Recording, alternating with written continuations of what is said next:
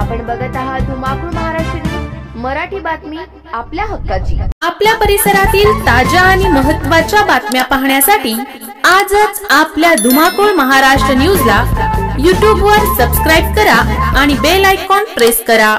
जलमित्र doctor Rajagopal Kalani यांनी green Parbhani करण्याची संकल्पना।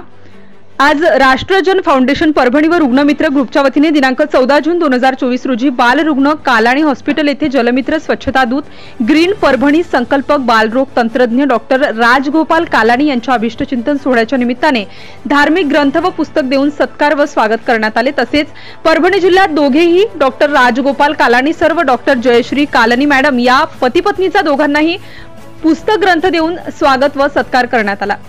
या कार्यक्रमाच्या अध्यक्षस्थानी लोकसेवा रुग्णमित्र ग्रुप तथा वीरशैव सभेचे जिल्हाध्यक्ष शिवलिंगा आप्पा खापरे, कार्यक्रमाचे प्रमुख पाहुणे शिवशक्ती मित्र मंडळाचे अध्यक्ष वृत्तपत्र विक्रेते अंबादास उर्फ शिवाजी वाकोडे पाटील, संयोजक राष्ट्रजन फाउंडेशनचे संस्थापक अध्यक्ष वृक्षमित्र नितीन जाधव गोगलगावकर यांच्या वतीने स्वागत व सत्कार करण्यात आला। या प्रसंगी डॉक्टर राजगोपाल कालानी यांनी सत्काराला उत्तर देताना जिल्हा परभणी शहर वृक्ष लागवड व वृक्षांचे संगोपन ग्रीन परभणी करण्याची संकल्पना जाहीर केली, अशी माहिती वृक्षप्रेमी नितीन जाधव गोगलगावकर यांनी पत्रकार परिषदेद्वारे माहिती दिली।